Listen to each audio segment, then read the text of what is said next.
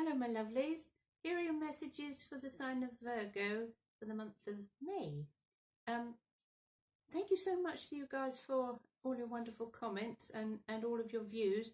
You were the second highest number of viewers for April. So you've come up second in my messages for you. Now, I just had a little tune into your energies and I was given a vision. And there's some snippets from songs, so do bear with me. The first one was, it ain't what you do, it's the way that you do it. Ain't what you do, it's the way that you do it. And the second one was, you have to accentuate the positive, eliminate the negative, latch on to the affirmative, don't mess with Mr. In Between. So we'll come back to that in a moment. And then a bit of a vision. So I saw you going up in a ski lift. So you were with your skis on, with your poles already, just going way up, slowly, right up to the top of the mountain, looking down on this exquisite vista of snow and trees and that sort of pristine, glistening whiteness. And then when you got off at the top of the ski lift, you got ready and you just started whizzing down. And there was no fear, there was just this sense of, whee! And I heard you're going off-piste. So you're not taking the normal route, you're not going the way people usually go. And there was, again, this sense of freedom, of adventure, of just setting off in a completely new direction. And because Virgo is ruled by Mercury, Mercury is the messenger of the gods, and if you've ever seen any depictions of him, he has little wings on his boots, on his heels, and little wings on his helmet. So I felt him on your back as you're whizzing down this ski slope off-piste. So it's like having this celestial, divine energy helping you swish and taking the right route, moving around any obstacles, getting where you need to get to very, very swiftly, because Mercury energy is fast. It has an ability to come up with ideas very, very quickly. And it is moving into the sign of Aries. So it's been in Pisces forever, with this sloshing around and a feeling of being very gloomy at times and emotional. So now as it moved into fire, it's very quick-witted. So you've heard of the mercurial mind, or that wittiness, that witticisms, just coming up with very funny things, very amusing things, ideas popping in and out very, very quickly. So you're coming out of this,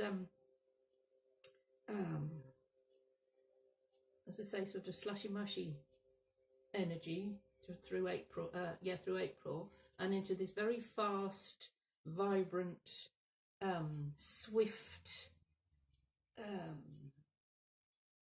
way of manifesting things very, very, very, very quickly, leaving behind an awful lot of old emotional baggage. So going back to the two snippets of songs, it ain't what you do, it's the way that you do it.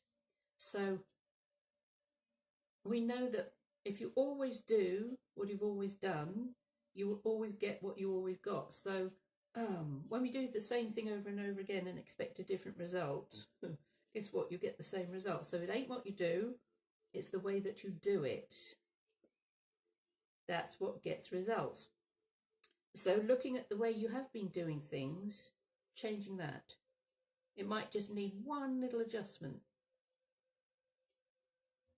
and going off-piste. And accentuate the positive, eliminate the negative, latch onto the affirmative, and don't mess with Mr. In Between. So if you've been fluctuating between, shall I do this, shall I do that, and coming up with excuses or procrastination as to why you don't do such and such, that's changing as well. So it's being very focused, ideas coming into your mind, you get onto it, boom, straight away. Now, sometimes for a Virgo, you don't like to be rattled, you don't like to go too quickly into something. It's out of your comfort zone.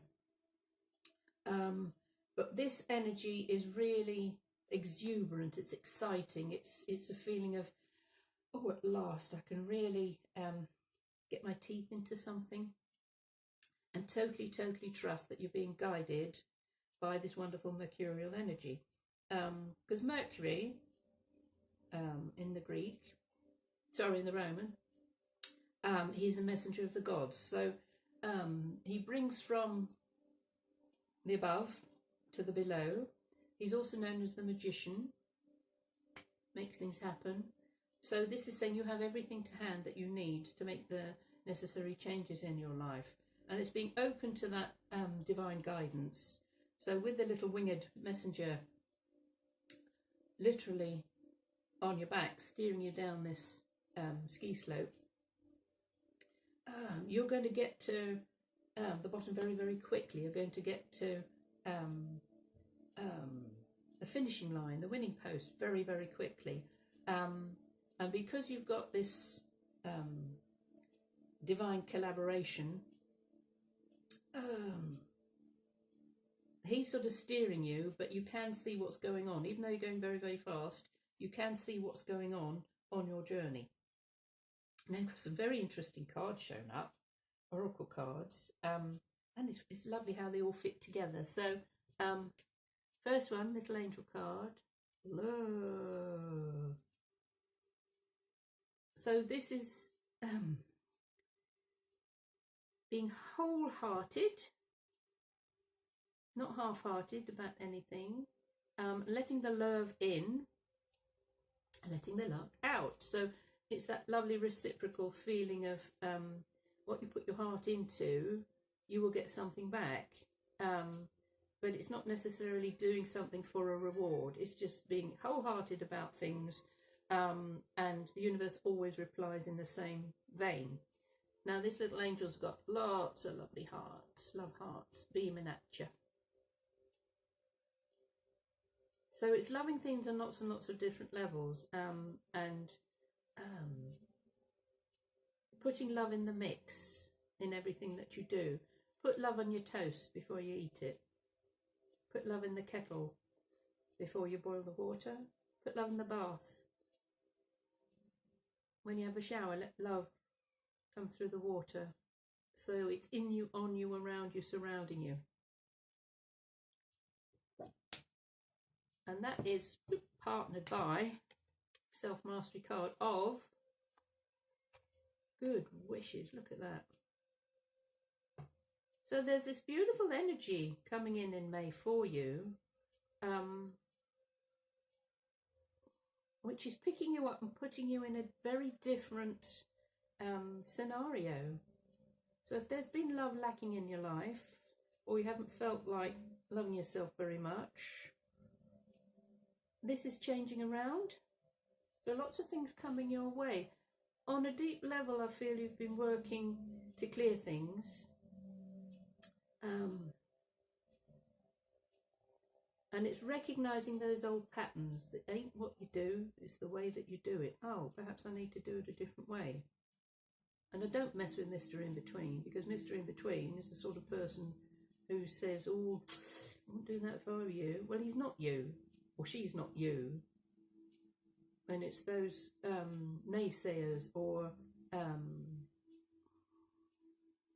people who are lacking courage or bravery to start something new, do something new in your life.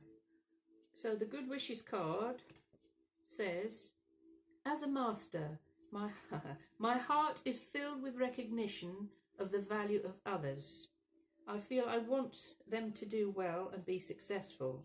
The success of others is really my success. So when others aren't wishing you good wishes, they're not wishing you success, they're not wishing themselves success. It's always a mirror. So as we wish others good things, that is reflected back to us. always. Not necessarily from the same person or situation, but success will come to us. Good wishes will come to us when we send good wishes to others.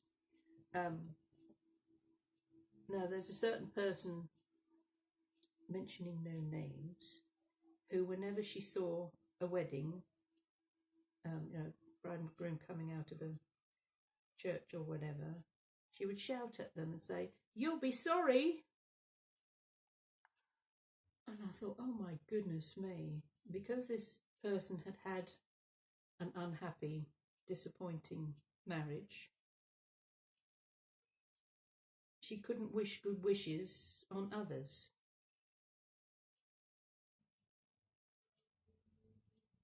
So her life was full of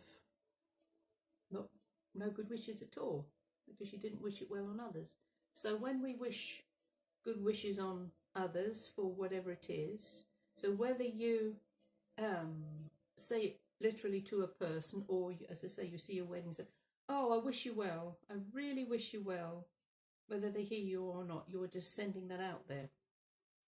And again, it will come back maybe through another door, because it's heartfelt. It's coming from your heart, wholeheartedly. You're wishing something for somebody else that you could have yourself. So I've asked for an animal card for you for May. This is lovely. This has came up in April. I'm not sure if it was for you guys. But anyway, it's fabulous. It's the snake energy. And number 6 is balance, responsibility, and love. And if you look at the 6, it looks like a pregnant lady.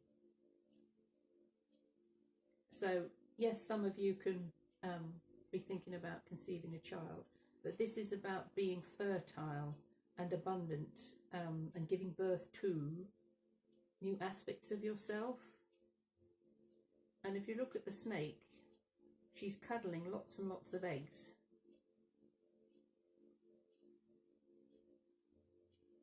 Now we're just moving past Easter eggs, Ostara, estrogen. So this is about snake energy is shedding of skins, and it's transmutation. So transmuting,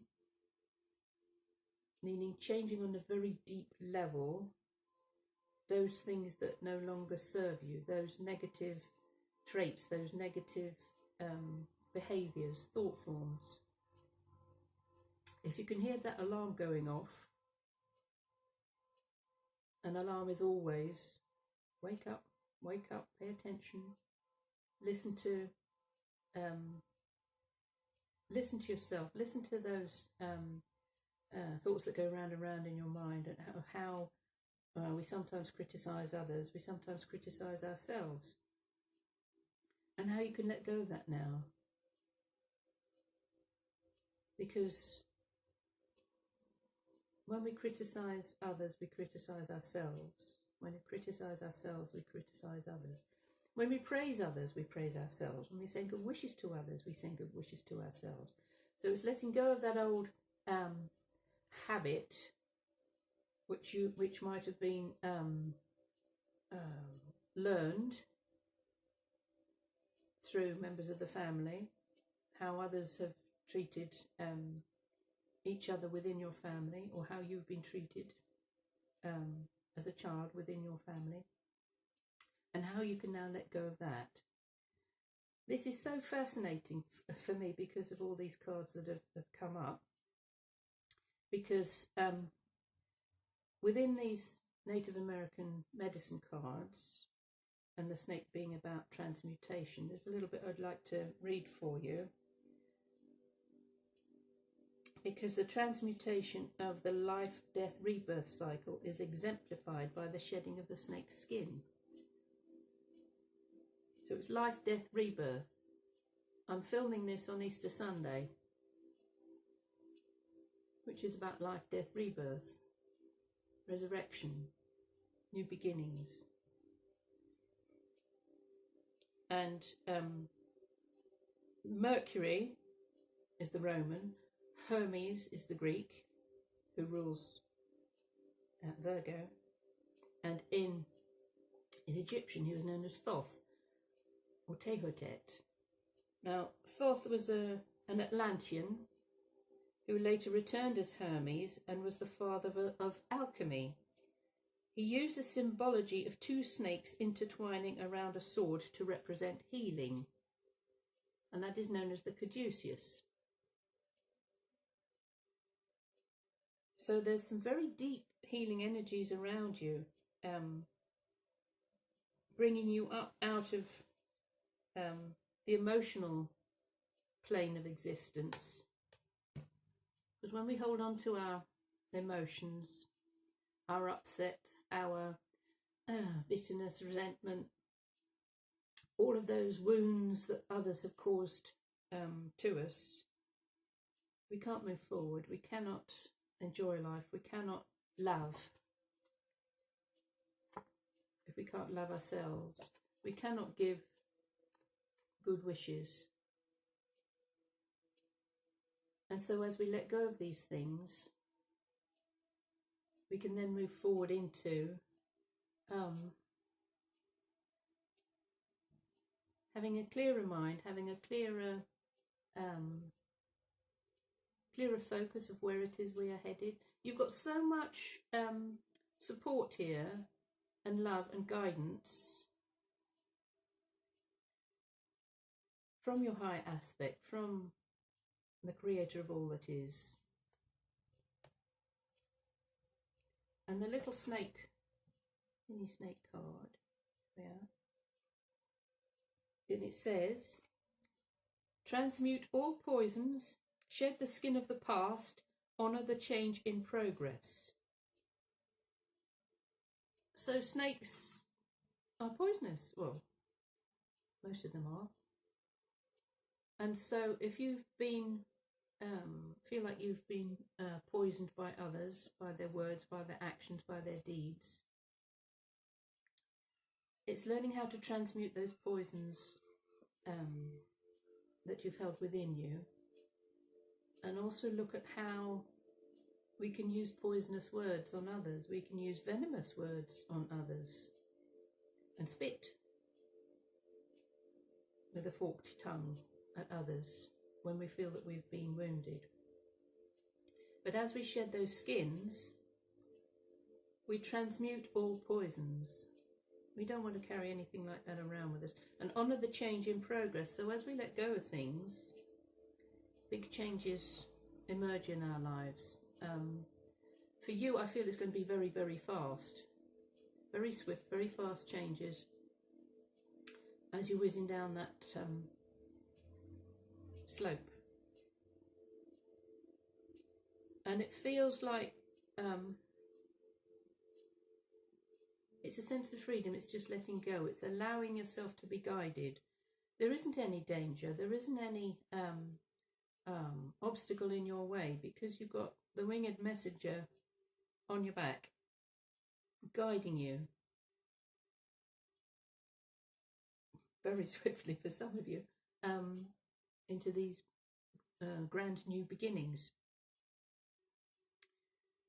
I've chosen a card from the Wisdom of Avalon Oracle for you, and this is fascinating. This is the Lady of the Lake. So she is like the High Priestess, and she gave that sword to Arthur, King Arthur, and it is to cut through all of the bonds we put around ourselves, we put around our hearts, to prevent people from loving us, to prevent us from loving others, to prevent the supposed wounds. Now, I watched a short little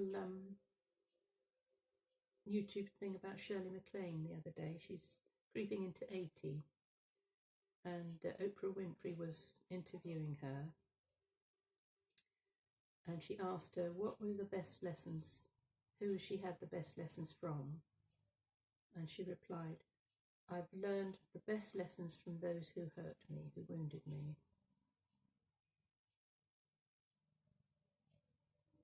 So on some level we have agreed to let these people wound us, harm us, hurt us, because that was the lesson that we agreed we needed to learn. And it's now being able to let go of that. You've learned the lesson, there's no need to repeat it. It ain't what you do, it's the way that you do it. So when the Lady of the Lake shows up with her sword of truth, there is maybe a situation around you where absolute truth is needed. You speak your truth. So there's no poison, there's no venom, there's no spitting at another person, there's no lies, there's no deceit. It's absolute truth. And it isn't to harm another, it is just coming from your heart center up through the throat chakra and out. And it's having courage. Courage, rage of the heart, passion of the heart. Self-respect. So respecting yourself enough to be able to speak the truth. Because if you've been hiding it for a long time and just going along with pleasing others, doing what you think everybody else wants from you, but carrying that underlying sense of maybe resentment, allow this truth to come up to the surface, and you'd be surprised when you do speak your truth how other people react. And they could say, do you know, I'm really glad you said that. That puts everything else into perspective, because you've empowered yourself. You're not backing down.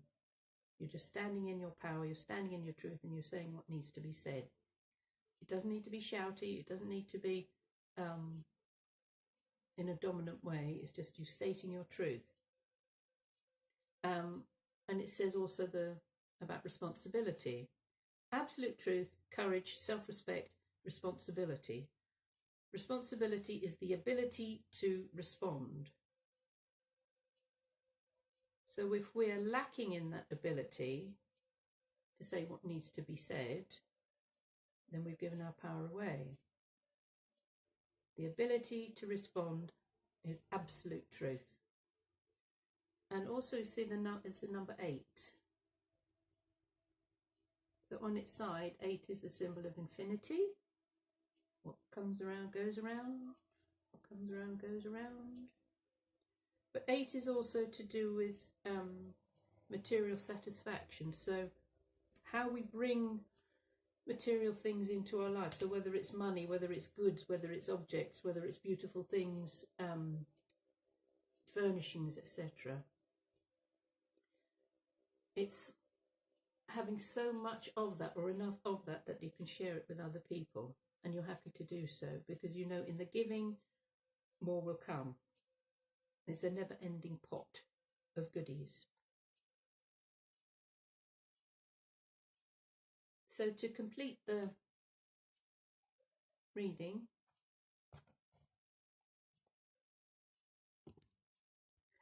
again, this is just wonderful how these how these cards show up. And this is from Gordon Smith's 5 Keys to Happiness. It's the air family, trade winds. And I shall read this to you. 2 people are journeying together, each with a set of wings on their left ankle. Look at that. Like Hermes, they're messengers of compassion and wisdom, male and female. Your focus is clear and unclouded by envy.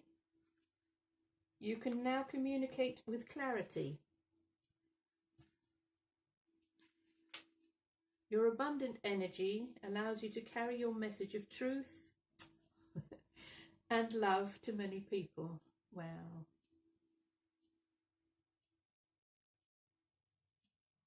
Wow. It always amazes me. It really does. It just amazes me how same words, different cards, same message.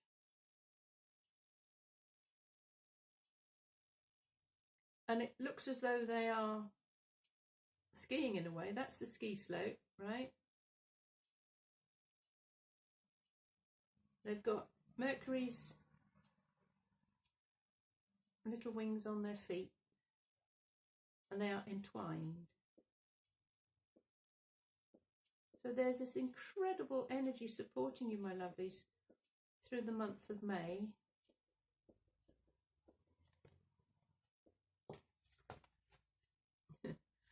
I'm gobsmacked. That is just, it's just so lovely. I'm so happy to share this information with you. I'm always learning, always learning. There's never a moment where I can be complacent and think, you know, I know it all, because I don't. None of us do. I wouldn't be here otherwise. So please leave me a comment. Let me know how you feel about this. It's my delight and my pleasure to bring these messages to you. Also, my painting here of the Golden Buddha, his energy's been beaming towards you through the reading as well. Around it, written, painted 120 times, is the word shring, S-H-R-I-N-G, and that is aligned with abundance and prosperity, and the goddess Lakshmi. So when we say the word shring, it brings us to alignment with prosperity and abundance on lots and lots of different levels. So please subscribe, please like and share. Leave me a comment if you'd like to. I'd love to hear what you have to say. Yeah, if you'd like a private session with me, details are in the box below. So I'll love you and leave you until next time. Love you lots. Bye.